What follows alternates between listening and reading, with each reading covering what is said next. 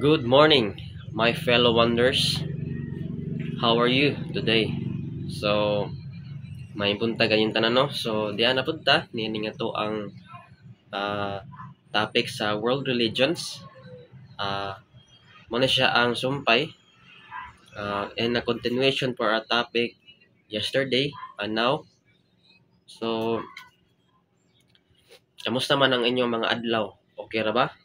I hope everything is well with you today. And now, first I'm going to introduce you myself. I am Joseph Sylvester Osares, and I am a biblical scholar or Bible scholar. So now, let us continue our topic to the world religion in Abrahamic religion about Judaism.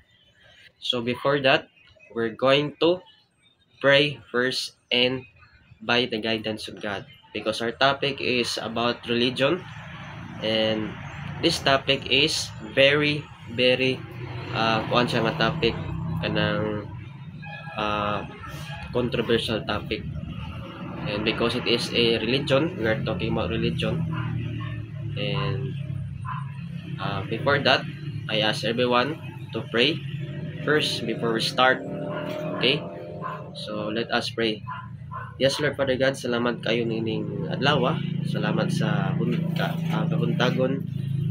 Na-pray Lord sa mga maminaw, nining sa mga mitanaw. Dili gyud sa aksidente nga sila mitanaw niini nga video. I pray Lord nga ilang masabtan what is Judaism, what is the state religion of Israel, what is the Judaism, is it connected to the Bible. And now we're going to Lord help us sa pagsabot nining pulong karon nga mo ang pagkatun-an kaning nga mag-discuss karon sa Judaism. Salamat kayo nining kabuntagon. Ablehi lang na kasing-kasing sa pagpaminaw. Kaling tanan na magyapo sa ngalan ng Ginoong Kristo, amang Diyos ang mga luwas. Amen. Amen. So, this morning, allow me to speak. I have here a Bible. Then, naapod ko'y research. May tungod sa Judaism. So, in continuation sa to ang topic yesterday, it's all about Judaism, the history of the religion. So, okay, so let's start. Today, the largest Jewish religious movements are, because there are Orthodox Judaism, Conservative Judaism, and Reform Judaism. So sa religion nga Judaism, nahati siya sa katulo. Judaism is divided into three sects. So tulo ka sekta, no? Ang Judaism na ay una, Orthodox Judaism, Conservative Judaism, and Reform Judaism. So major sources of differences between these groups are their approaches to Halakha or Jewish law, the authority of the rabbinic tradition, and the significance of the state of Israel. So, kani ko nung tulo ka sekta sa relihiyon nga Judaism, the ingon diri Orthodox, Conservative, Reform Judaism, kani silang tulo na sa differences kung giunsa nila pag-interpret ang balaod sa Jewish law, which is the Halakha, no? Ang ilahang naman ay kaugalingong balaod ng Israel gawa sa balaod sa kalibutan, na sila kaugalingong balaod nga ila pong ginasunod, no? Okay, sa ilahang nasod or in their religion. So karon oni, let's go first to Orthodox Judaism. The Orthodox Judaism maintains that the Torah and the Halakha, the Torah means katong giingon ako yesterday, katong 5 books of Moses, which is the Genesis, Exodus, Leviticus, Deuteronomy, and Numbers. Mo siya. So kaning 5 books sa Torah, ang kaning tulo ka sikta sa mga Judaism mao ni ang ilahang murag ilang foundation sa ilahang religion, kaning mga teachings ni Moses. And karon ngingon dinhi nga are divine, ang kaning kunong Torah and Kalaka are divine in origin, eternal and unalterable, and that they should be strictly followed.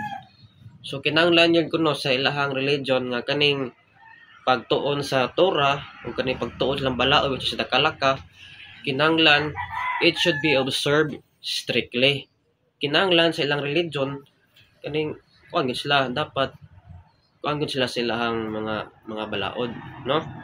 Or sa ilahang mga katuruan, ilang teachings about sa 5 books of Moses, mauna ang Torah or ang Kalaka, the Jewish law.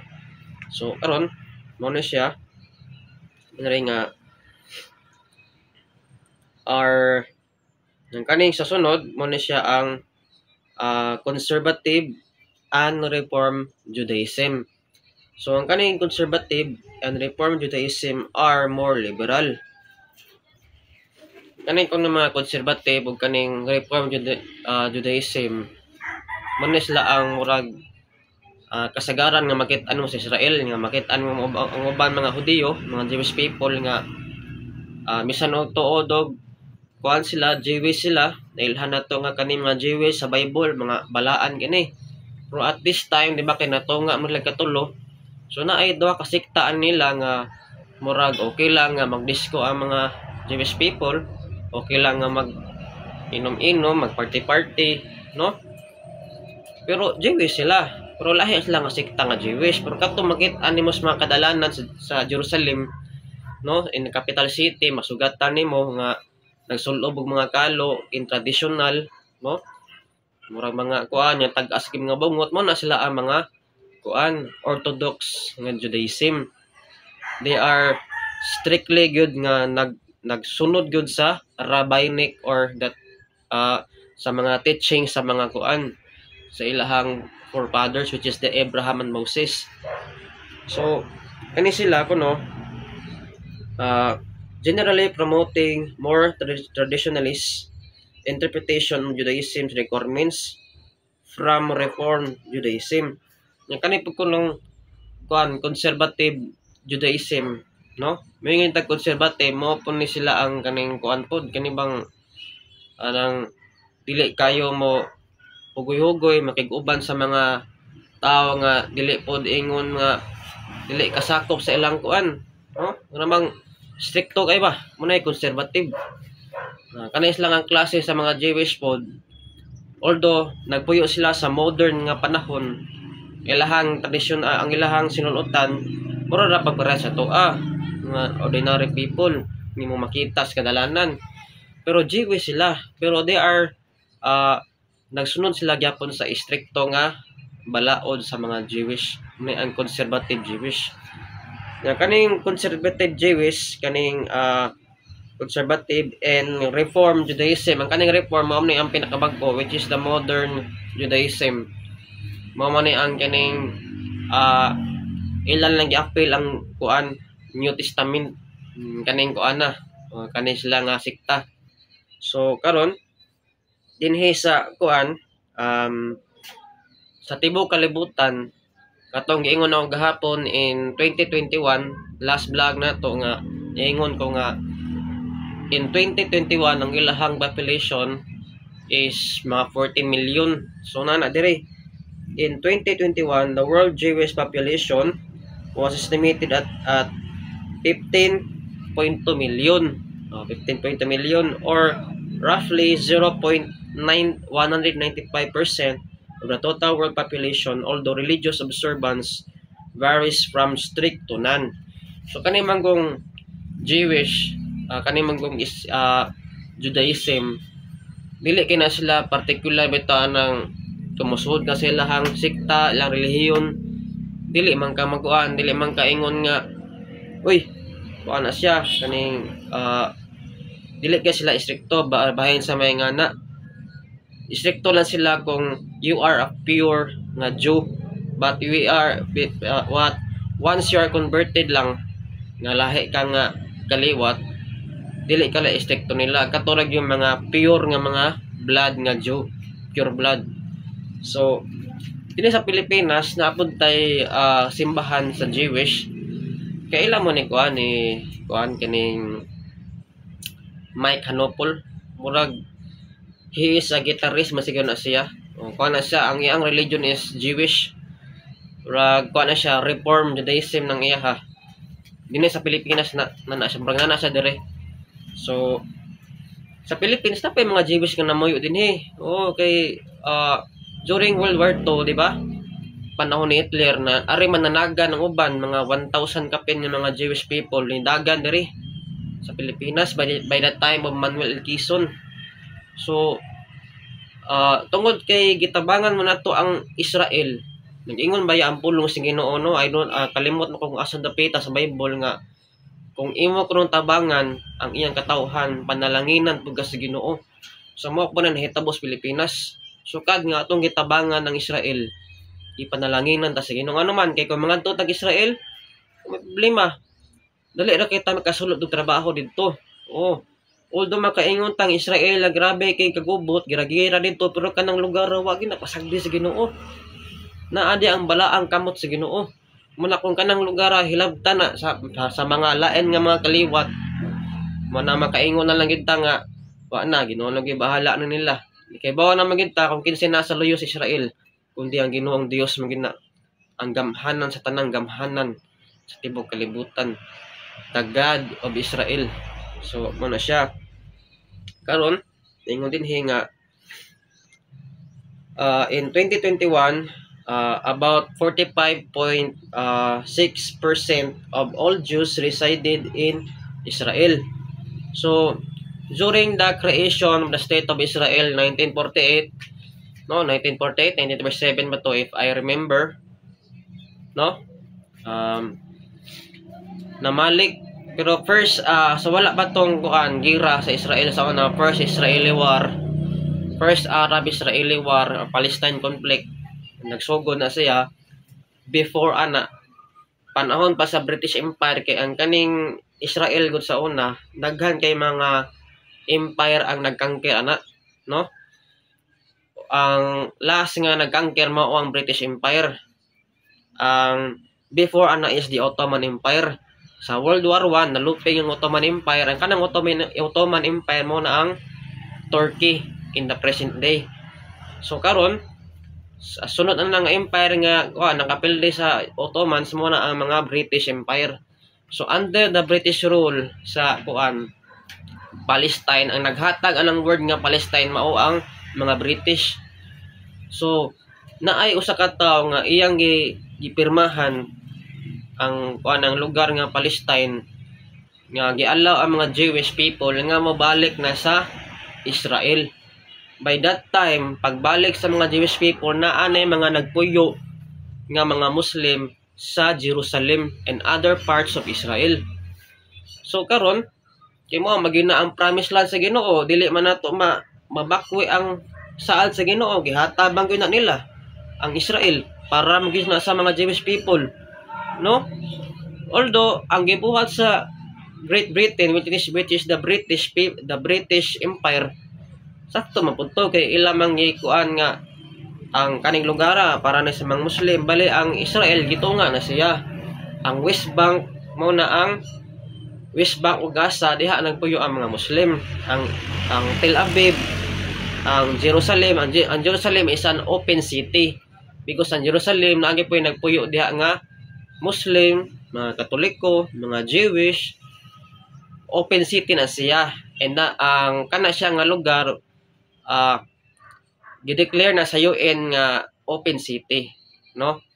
So kanang lugar muna siya ang pinaka kuan nga lugar sa kalibutan, well protected nga lugar kanang Jerusalem. Muna siya ang surviving nga ancient city nga makita pa nato sa itong mga mata. Kay ang Babylon, ang Assyria, ang Egypt nga wala mas mapa. So kanang lugar for 5,000 years or 3,000 years, 2,000 years hangtod karon in our time na gihapon. So meaning kanang lugar pinangga jud ay kay na siya sa Ginoong Dios, no? I'm not saying nga ang Jewish people maoray pinangga, kitang tanan man. Pero naay usa ka grupo sa mga tao nga gi-create gud sa Ginoo nga para gud kung wala pud ang mga Jewish people, mga kagisunan, mga taga-baybay, no, mga ka-wonders, wala po'y kalawasan natong tanan. Dili ta makailan ni Ginoong Kristo nga wala po'y mga Jewish people. So mao na siya inyong anon. So ang mga Jewish people makita pud sila sa Canada, United States, Latin America, Asia, Africa, and Australia. So mao na siya mga ka-wonders ang ato ang topic for this morning. Okay? So continue lang ta sa ato ang mga vlogs na to, mga kaigsuonan. So nakoy insert nga verse sa Bible, no? Na ay saad ang Ginoo sa Israel diha kang Abraham. Ingon diri nga ang Ginoo miingon kang Abraham, biyae ang imong nasod o ang imong mga paryente gang balay sa imong amahan o lakaw ngadto sa usa ka nasod nga ipakita ko kanimo. So kaning nasod nga giingon sa Ginoo kang Abraham mao na ang nasod sa Israel. Gikan kang Abraham diha na-create ang Israelite nga kaliwat starting from the bloodline of Joseph. So later on nato i-topic si Joseph kay diha magsugod ang 12 tribes of Israel. Mao na sinugdanan sa kaliwat sa Israelite people. So daghang salamat sa inyong pagpaminaw and God bless everyone.